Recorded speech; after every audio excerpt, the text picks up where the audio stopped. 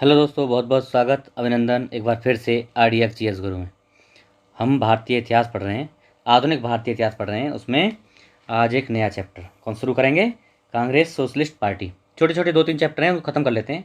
Congress socialist party है, उसके बाद में फिर आएगा 1937 के जो चुनाव होते हैं, हाँ। उसके बाद कांग्रेस का त्रिपुरी संकट 1939 वाला, और देसी रियासतें, ये सब पढ़ेंगे। ठीक है, चलो शुरू करते हैं। पहला क्वेश्चन है, कांग्रेस सोशलिस्ट पार्टी की पहली बैठक हुई थी, कहाँ हुई थी पहली बैठक? तो कहाँ हुई थी? पटना में हुई थी। कहाँ? बिहार में। मई 1934 में पटना में कांग्रेस समिति की पहली बैठक हुई। इसी में कांग्रेस समिति की पहली बैठक हुई थी। इसी के दौरान all India Congress socialist party की स्थापना की गई, औपचारिक रूप से इसको मान्यता दे दी गई। तो कहाँ? पटना में। अगला, कांग्रेस सोशलिस्ट पार्टी के संदर्भ में निम्नलिखित कथनों पर विचार कीजिए। इसने ब्रिटिश माल के बहिष्कार और करों का अपवंचन या इवेजन की वकालत की थी। दूसरा क्या है? यह सर्वहारा वर्ग का अधिनायकत्व करना चाहती थी। और तीसरा है, इसने अल्पसंख्यकों दलितों के लिए पृथक निर्वाचन की वकालत की। सही है क्या ये? तीनों ही गलत हैं, इसमें कोई भी सही नहीं है। सही पूछा है ना, तो कोई भी सही नहीं है। क्यों सही नहीं है, चलो देखते हैं। कांग्रेस सोशलिस्ट पार्टी ने ब्रिटिश उत्पादों करों के बहिष्कार का समर्थन किया, ना कि इनका अपवंचन किया। बहिष्कार का समर्थन किया था। अगला क्या है? इसने सर्वहारा का अधिनायकत्व स्थापित करने का लक्ष्य नहीं निर्धारित किया, और दलितों और अल्पसंख्यकों के लिए इसने कोई भी स्पेशल स्टेटस नहीं मांगा, ना ही निर्वाचन क्षेत्र की मांग की। तो इसलिए डी ऑप्शन सही है। अगला देखते हैं, निम्नलिखित में से कौन कांग्रेसी समाजवादी दल का प्रमुख नेता था? इनमें से कौन था? आचार्य नरेंद्र देव। देखो, कांग्रेस समाजवादी पार्टी या कांग्रेस सोशलिस्ट पार्टी स्थापना कब होती है? 1934 में। आचार्य नरेंद्र देव और जयप्रकाश नारायण, ये दोनों इसके संस्थापक सदस्य थे। तो इसमें जयप्रकाश नारायण नहीं है, इसलिए डी ऑप्शन सही है। अगला देखते हैं, 1934 में पटना में अखिल भारतीय कांग्रेस समाजवादी पार्टी पटना में की स्थापना का संयोजक कौन था? तो अभी मैंने बताया, जयप्रकाश नारायण और आचार्य नरेंद्र देव दोनों थे, लेकिन पटना में जयप्रकाश नारायण थे। पटना में जयप्रकाश नारायण साहब थे। ठीक है, अगला देखते हैं, निम्नलिखित कथनों पर विचार कीजिए। 1936 में हस्ताक्षरित बम्बई मैनिफेस्टो प्रत्यक्ष रूप से समाजवादी आदर्शों के प्रतिपादन का विरोधी था। सही है बात? अगला देखते हैं, इसको समस्त भारत से बृहद व्यापारिक समुदाय का सहयोग मिला था। सही है क्या ये बात? हाँ, दोनों ही बात इसकी एकदम राइट है। Option C. हुआ क्या था, सुन लो कहानी। मई 1936 को बम्बई के 21 उद्योगपतियों ने एक मैनिफेस्टो निकाला, जिसका नाम था बम्बई मैनिफेस्टो। उस बम्बई मैनिफेस्टो में वो प्रत्यक्ष रूप से समाजवाद के आदर्शों का प्रतिपादन नहीं करना चाहते थे, मतलब उनको विरोध कर रहे थे, समाजवाद का विरोध कर रहे थे, और इनको पूरे देश में बृहद व्यापारी वर्ग का जो इनको समर्थन भी प्राप्त था। दोनों बात सही है। अगला, अब देखो, हमारा अगला आ जाएगा प्रांतीय चुनाव, 1937 वाले प्रांतीय चुनाव। तो देखते हैं क्या होता है उसमें। 1935 के अधिनियम के तहत कराए गए विधानसभा चुनावों में किस राज्य में कांग्रेस ने पूर्ण बहुमत प्राप्त नहीं किया, पूछा है। इसमें से किसमें पूर्ण बहुमत प्राप्त नहीं किया? तो बंगाल में नहीं किया। इनमें से देखो, 1935 के भारत शासन अधिनियम के द्वारा फरवरी 1937 में विधानमंडल के चुनाव कराए गए, जिसमें कांग्रेस को 5 प्रांतों, कौन कौन से? मद्रास, बिहार और मध्य प्रांत, संयुक्त प्रांत और उड़ीसा, इन 5 राज्यों में क्लियर बहुमत मिला। और ये जो है बम्बई, असम और उत्तर पश्चिम प्रांत में सबसे बड़ा दल के रूप में ये उभरा। और केवल देखो 3 स्टेट में इसको बहुमत नहीं मिलता है, किसमें? बंगाल, पंजाब और सिंध में। इसमें सबसे बड़ी पार्टी बनने से वंचित रह जाती है। तो 5 राज्यों में जहाँ बहुमत प्राप्त था वो तो थे ही थे, उसके साथ एक मुंबई, जिसमें सबसे बड़ी पार्टी थी, उसमें भी ये सरकार बनाती है। तो कौन से 6 राज्यों में सरकार बनाती है? कहाँ? मद्रास, संयुक्त प्रांत, मध्य प्रांत, बिहार, बम्बई और उड़ीसा, इन 6 प्रांतों में बनाती है। ठीक है, अगला देखते हैं। तो बंगाल और पंजाब में नहीं बना पाती है। बंगाल, पंजाब और सिंध, इन तीनों में नहीं बना पाती। इन तीनों में से ऑप्शन मानना है कभी भी आएगा तो। अगला, ब्रिटिश भारत के निम्नलिखित प्रांतों पर विचार कीजिए और उन प्रांतों को पहचानिए जहां 1937 में भारतीय राष्ट्रीय कांग्रेस का मंत्रिमंडल नहीं बना था। देखो, आ गए वही मैं बोल रहा था जो भी। तो देखो, एक तो पंजाब में नहीं बना और बंगाल में नहीं बना, बस 3 और 4 ऑप्शन कहाँ है? B option is correct. इसी में नहीं बना था, अभी पढ़े हम लोग। अगला, 1935 के अधिनियम के उपरांत 1937 में हुए चुनावों में गठित कांग्रेस मंत्रिमंडल का कार्यकाल कितने दिन था? 37 में चुनाव हुए, इलेक्शन जीत गई पार्टी ने, अपना सरकार बना ली। कितने महीने तक चला? तो ये 22 महीने तक चला था। देखो 22 महीने का केवल कार्यकाल था। चुनाव हो गए तो ये कार्य जो है 22 नहीं, माफ़ करना, ये 22 नहीं है, 28 महीने था। 28 महीने का कार्यकाल था। 1937 में जो चुनाव हुए उसमें कांग्रेस कार्यकाल 28 महीने का था, है ना। क्या हुआ था उसमें, एक बार सुन लेते हैं इसके बारे में। क्या होता है, द्वितीय विश्व युद्ध में भारत सरकार ने, उस टाइम की जो ब्रिटेन की सरकार थी, उसने भारतीयों को बिना पूछे और भारत को युद्ध में शामिल कर दिया द्वितीय विश्व युद्ध में। तो इससे जो है जो कांग्रेसी मंत्रिमंडल था वो नाराज हो गया, और नाराज होकर उसने 22 अक्टूबर 1939 को मंत्रिमंडल से त्यागपत्र दे दिया कांग्रेस ने। तो इसी दिन को जिन्ना ने मौका समझा और इसी दिन को 1939 में ही मुक्ति दिवस मनाने के रूप में फैसला किया। इसी दिन को, कौन से को, 22 अक्टूबर 1939 को। तो 28 महीने तक ये कार्यकाल था उनका, 28 महीने सरकार चली थी। अगला देखते हैं, अपनी किस कार्यकारिणी कमेटी में कांग्रेस ने भू स्वामित्व को समाप्त करने की नीति अपनाई? तो ये जब चुनाव जीत जाते हैं स्टेट्स में तो 1937 की कार्यकारिणी कमेटी 1937 में ये जगह जगह क्या क्या काम करते हैं। देखो 1937 में भू स्वामित्व को समाप्त करने की नीति इन्होंने अपनाई। संयुक्त प्रांत और बिहार में कांग्रेस सरकारों द्वारा काश्तकारी बिल पास किए गए। सभी कांग्रेस शासित प्रांतों में कृषकों को साहूकारों के चंगल से छुड़ाने के लिए और सिंचाई की सुविधाओं को बढ़िया बनाने के लिए नए नए नियम चलाए गए और इन्होंने प्रयास किया। तो भारत को सुविधा देने के लिए, भारत के लोगों को सुविधा देने के लिए इन्होंने काम किया था। लेकिन फिर ये उसमें 22 अक्टूबर 1939 को त्यागपत्र दे देते हैं 28 महीना सरकार चलाने के बाद। अगला देखते हैं, 1937 के चुनाव के पश्चात यूपी में गठित मंत्रिमंडल में किसको वित्त विभाग सौंपा गया था? तो कौन को सौंपा गया था वित्त विभाग?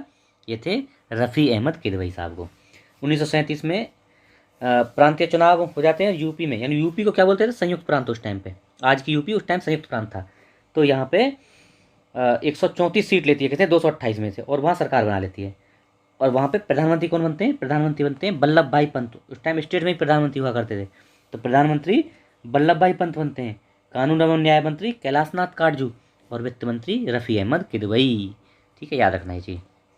अगला देखते हैं, कांग्रेस प्रशासित प्रदेशों में मुस्लिमों की शिकायतों से संबंधित रिपोर्टों पर विचार कीजिए। देखो पीरपुर रिपोर्ट, शरीफ रिपोर्ट, मुस्लिम सफरिंग अंडर कांग्रेस रूल, इनमें से इनका सेट करना है। 3 रिपोर्ट आई हैं, कब कब आई हैं, उनको कौन सी पहले कौन सी बाद में। तो देखो पीरपुर रिपोर्ट कब आई है? 1938 में। देखो अभी लिख देता हूँ, 38 में। और ये कब आई है? शरीफ रिपोर्ट मार्च 1939। और police suffering under Congress rule, या इसको ही फजलुल हक रिपोर्ट बोलते हैं, ये भी आई है 1939 में। लेकिन ये आई है, ये तीसरी वाली जो है ये आई है दिसंबर में, और शरीफ रिपोर्ट आई है मार्च में। तो इसलिए इनका सही क्रम है 1 2 3, यानी ये ऑप्शन 1 2 3 ये सही है। 38 में, 39 में, लेकिन शरीफ रिपोर्ट मार्च में आई है और ये दिसंबर में आई है, मुस्लिम सफरिंग अंडर कांग्रेस रूल। ठीक है, अगला अब पढ़ेंगे हम कांग्रेस का त्रिपुरी संकट। तो क्या होता है, 1938 में भारतीय राष्ट्रीय कांग्रेस के अध्यक्ष निर्वाचित हुए थे। कौन बने थे? सुभाष चंद्र बोस। 1938 में कहाँ? हरिपुरा, कहाँ पड़ता है ये? गुजरात में। यहाँ पे अधिवेशन होता है कांग्रेस का, और सुभाष चंद्र बोस को निर्विरोध कांग्रेस का अध्यक्ष बना दिया जाता है। लेकिन ये अगले ही साल 1939 में त्रिपुरी, कहाँ है? मध्य प्रदेश में। त्रिपुरी में ये जो पट्टाभी सीतारमैया हैं उनको हराकर फिर से अध्यक्ष बन जाते हैं। और जो पट्टाभी सीतारमैया हैं ये जो है महात्मा गांधी के समर्थित थे, महात्मा गांधी इनको सपोर्ट कर रहे थे, तो महात्मा गांधी के समर्थित को ये हरा देते हैं। ये बड़ी घटना थी। आगे क्या होता है इसके चलते दिखते हैं, देखो। तो इसमें हो गया ऑप्शन बी, हो गया ना। अगला देखते हैं, भारतीय राष्ट्रीय कांग्रेस के त्रिपुरी सम्मेलन में 1939 में सुभाष चंद्र बोस को कांग्रेस का अध्यक्ष चुना गया। ये त्रिपुरी कहाँ पे है? अभी हमने पढ़ा, कहाँ? जबलपुर मध्य प्रदेश में। मध्य प्रदेश में। सुभाष चंद्र बोस के त्यागपत्र के बाद भारतीय राष्ट्रीय कांग्रेस का अध्यक्ष कौन बना? देखो मैं बताया त्रिपुरी में भी अध्यक्ष बन जाते हैं पट्टाभी सीतारमैया को हरा के। तो फिर क्या है, कार्यकारिणी की समिति बनाने के लिए इन दोनों में सुभाष चंद्र बोस चाहते थे कुछ बनाना, और वो जो पार्टी नरम दल वाली पार्टी है वो कुछ और बनाना चाहते थे। तो इनमें मतभेद हो जाता है। इसके चलते सुभाष चंद्र बोस त्यागपत्र दे देते हैं। उसके बाद राजेंद्र प्रसाद इसकी अध्यक्षता करते हैं। तो कौन करते हैं? Rajendra Prasad. Option C is correct. अगला, कांग्रेस के त्रिपुरी अधिवेशन के पश्चात सुभाष चंद्र बोस और दक्षिणपंथी का समस्त झगड़ा किस चीज़ पे हो गया? मैंने अभी बताया आपको किस चीज़ पे झगड़ा हो गया। तो ये था कांग्रेस की कार्यकारिणी समिति के गठन पर। तो कार्यकारिणी समिति, कांग्रेस, सुभाष चंद्र बोस चाहते थे कि कार्य समिति में नए विचारों के लोग आएँ, और वो जो है मतलब वो चाहते थे कि जो संघर्ष हो ना, ये जो आंदोलन चले वो गांधी जी के नेतृत्व में चले, लेकिन विचार हों उसमें नए लोगों के। लेकिन गांधी जी इसके लिए राजी नहीं थे। अतः जो है इसी से नाराज होकर सुभाष चंद्र बोस ने इस्तीफा दे दिया, और 1939 में यहाँ से इस्तीफा देते हैं और फॉरवर्ड ब्लॉक की स्थापना कर देते हैं तभी। तो आगे आएगा वो पढ़ेंगे। अगला कहते हैं, किस भारतीय राजनेता ने जर्मनी और ब्रिटेन के बीच युद्ध को ऐसे ईश्वर प्रदत्त अवसर के रूप में देखा जिसमें भारतीयों को उस स्थिति का अपने हित में लाभ उठाने का मौका है? तो किसने? सुभाष चंद्र बोस साहब ने। सुभाष चंद्र बोस का विश्वास था कि आयरलैंड की एक कहावत थी कि इंग्लैंड की आवश्यकता, आयरलैंड के लिए अवसर। तो सुभाष चंद्र बोस भी यही चाहते थे कि विश्व युद्ध शुरू हो गया है, अब इसको ज़रूरत है लोगों की, तो इससे हम इसके जो अगेंस्ट खड़े थे ना, उनसे सपोर्ट ले सकते हैं। लेकिन गांधी जी इसके लिए राजी नहीं हुए थे। अब पढ़ेंगे देसी रियासतें। 1927 की बटलर कमेटी का उद्देश्य क्या था? क्या था? तो उनमें से भारत सरकार तथा देसी राज्यों के बीच संबंधों को सुधारना और उनकी रिपोर्ट प्रस्तुत करना, क्या स्थिति है, उनको कैसे सुधारा जा सकता है। बटलर कमेटी का यही था। ऑल इंडिया, अगला देखते हैं, All India State Peoples Conference का गठन कब हुआ था? इनमें से ऑल इंडिया कब हुआ था? तो 1927 में। क्या था? दिसंबर 1927 में अखिल भारतीय राज्य जन Congress, All India State Peoples Conference का आयोजन किया गया, जिसमें विभिन्न रियासतों के 700 से अधिक प्रतिनिधियों ने भाग लिया। बलवंत राय मेहता, मणिलाल कोठारी, जी.आर. अभ्यंकर इसमें मुख्य रूप से भूमिका निभाते हैं। अगला देखते हैं क्वेश्चन, निम्नलिखित में से कौन 1939 के Bharat Prajamandal all India state people conference के अध्यक्ष थे? तो कौन थे? जवाहरलाल नेहरू साहब, इन्होंने अध्यक्षता की थी। ठीक है, ये तो इसमें इतना ही देखना था बस। अगला, भारतीय संघ में रजवाड़ों का विलय आधिकारिक रूप से किस सन में हुआ? मतलब कब तक हो गया? तो इसमें ये तो बहुत इंपॉर्टेंट है, याद रखना। 1947 तक ही लगभग सबका हो गया था, 3 स्टेट को छोड़ के, 3 को छोड़ के। कौन कौन से तुम्हें पता है? मैं बताऊंगा उसके बारे में। भारतीय संघ में अधिकांश रजवाड़े वर्ष 1947 में विलय हो गया। 15 अगस्त 1947 तक 3 को छोड़ के, किसको? जूनागढ़, जम्मू कश्मीर और हैदराबाद, इन 3 को छोड़ के सबका विलय हो गया था। 1948 के अंत तक तीनों रियासतों का, इन तीनों का भी जो बच रही है, कौन? जूनागढ़, जम्मू कश्मीर और हैदराबाद, इन तीनों का भी 1948 के अंत तक इनका भी विलय कर लिया गया। क्या हुआ? सरदार वल्लभ भाई पटेल ने बड़ी समझदारी एवं सूझबूझ से इस समस्या को सुलझा दिया, और राष्ट्रीय स्थायी सरकार में पटेल सियासती विभाग के कार्यवाहक थे। उन्होंने भारतीय रियासतों को देशभक्ति को ललकारा, उन्होंने भारतीय रियासतों की देशभक्ति को ललकारते हुए कहा और उनसे अनुरोध किया कि आप भारतीय संघ में अपनी रक्षा, देखो 3 चीज़, रक्षा, विदेशी मामले और संचार, इन तीनों को बस हमारे अंडर दे दो, बाकी तुम अपने जो है अपने स्वतंत्र रहो। कौन कौन से 3? देखना, ये आता है क्वेश्चन। 3 चीज़ मांगी थी, क्या? अपनी जो रक्षा विभाग दे दो, और विदेशी मामले दे दो, और संचार दे दो, ये 3 चीज़ मांगी थी। ठीक है। अगला, जम्मू एवं कश्मीर भारत का अभिन्न अंग कब बना? तो कब बना? 26 अक्टूबर 1947 को बन जाता है।